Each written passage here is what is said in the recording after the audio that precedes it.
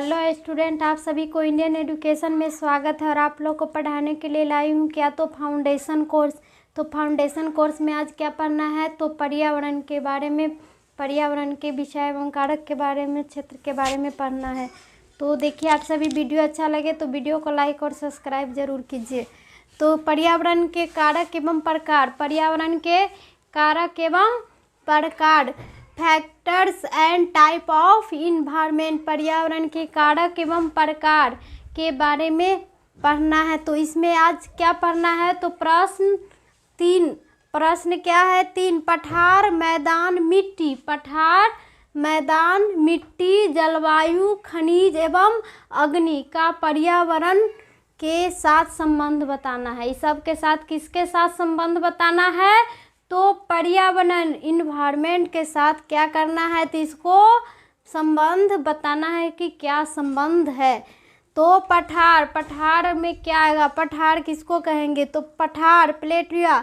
तो ये क्या है कि समुद्र तल से, ये क्या है कि समुद्र तल से लगभग 500 मीटर, लगभग समुद्र तल से कितने मीटर तो 500 मीटर तथा ऊंचे तथा आधार की, ऊंचे तथा आधार की अपेक्षा कम चौड़े होते हैं। ऊंचे आधार की अपेक्षा क्या होती है पठार तो ये कम चौड़े। ऊपरी भाग वाले भू आकार को, ऊपरी भाग वाले कौन तो ऊपरी भूभाग वाले आकार को क्या कहेंगे तो भू आकार पठार कहेंगे।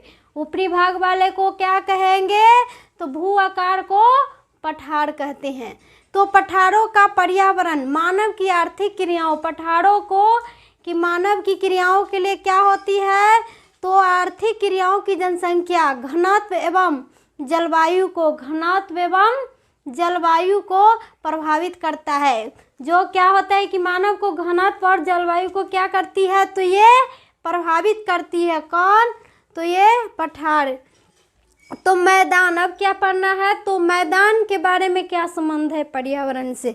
तो मैदान क्या है प्लेन्स, तो मैदान, तो मैदान का समतल अति मध्य, समतल अति मध्य ढाल वाला, समतल अति मध्य कौन वाला तो ढाल वाला, तथा समुद्र तल से 200 मीटर, समुद्र तल से कितने मीटर तो 200 मीटर से कम ऊंचाई वाला क्षेत्र, कम ऊंचाई वाला क्षेत्र क्या कहलाएगा तो मैदान कहलाएगा।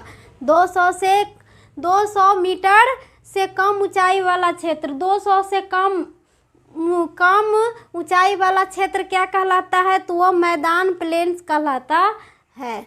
तो मिट्टी, अब मिट्टी की ओर चले। मिट्टी क्या है तो मिट्टी सॉइल्स, क्या है तो मिट्टी, मिट्टी भौगोलिक पर्यावरण का, मिट्टी भौगोलिक पर्यावरण का क्या है तो एक महत्वपूर्ण अंग है। जो मिट्टी भौगोलिक पर्यावरण का एक क्या है तो महत्वपूर्ण अंग है, जो मानव के लिए महत्व है। और मानव के लिए मिट्टी क्या है तो महत्व है। तो क्योंकि इसकी 3 मौलिक आवश्यकताएं, इनकी भी 3 मौलिक आवश्यकताएं होती है। किसकी तो मिट्टी की, मिट्टी की भी मौलिक 3 आवश्यकताएं होती है, जो भोजन, वस्त्र और मकान, भोजन, वस्त्र और मकान। ये मिट्टी के लिए क्या है तो ये महत्वपूर्ण अंग है मानव के लिए। तो जल मिट्टी के लिए क्या है तो महत्वपूर्ण अंग है और मिट्टी से ही पूर्ण होते हैं। मिट्टी से ही क्या होते हैं मानव का भोजन, वस्त्र और मकान, ये सभी मिट्टी से ही पूर्ण होते हैं। तो यही क्या है मिट्टी सॉइल्स। जलवायु, क्लाइमेट, क्या है कि जलवायु अब क्या है तो जलवायु पर्यावरण से क्या संबंध है तो जलवायु, क्लाइमेट तो प्राकृतिक पर्यावरण के, जलवायु क्या है कि प्राकृतिक पर्यावरण के सभी कारक, पर्यावरण के जो होता है कि प्रकृति में जो कारक है वो सभी कारक मानव जीवन को क्या करते हैं तो प्रभावित करते हैं। सभी क्या करेंगे तो मानव जीवन को प्रभावित करते हैं। तो कारक सर्वव्यापी है और कारक क्या होंगे तो सर्वव्यापी होगा, सबको देने वाले होंगे। तो ये खनिज, मिनरल्स, खनिज क्या है कि मिनरल्स अब किसको कहेंगे कि खनिज, पर्यावरण से क्या इसका संबंध है खनिज का। तो मानव प्रगति का इतिहास, मानव प्रगति का इतिहास का वस्तुतः चट्टानें, मानव प्रगति का वस्तुतः क्या होते हैं खनिज तो ये चट्टानें होती है। तो चट्टानें एवं खनिजों के विदोहन का इतिहास है। ये चट्टानें और खनिजों का क्या है तो विदोहन का एक इतिहास है, जो पाषाण युग से, जो कौन युग से तो पाषाण युग से ही लेकर आज तक के अनुयुग के बीच अनेक खनिज युग आए हैं। अनेक क्या हुए कि खनिज युग आए हैं, जैसे क्या है तो ताम्र, लौह युग, इस्पात युग, ये सभी होगा क्या। अनेक खनिज युग से आए हैं, अनेक खनिज युग से क्या है कि आए हैं, जैसे ताम्र और लौह युग, इस्पात युग, ये सभी किस में आए हैं तो खनिज मिनरल्स में। ये क्या आए हैं तो खनिज में।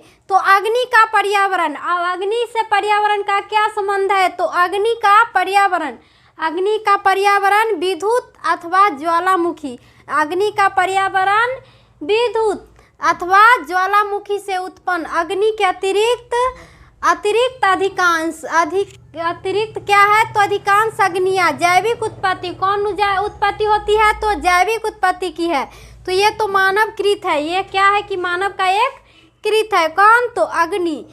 तो यह अथवा वनों में वृक्षों की शनि घर्षण, वनों में वृक्षों का क्या होते हैं तो शनि घर्षण से उत्पन्न होते हैं। वनों में भी वृक्षों का क्या होते हैं कि शनि घर्षण से अधिक होते हैं, किसका तो अग्नि का पर्यावरण का ही देन है। तो अग्नि के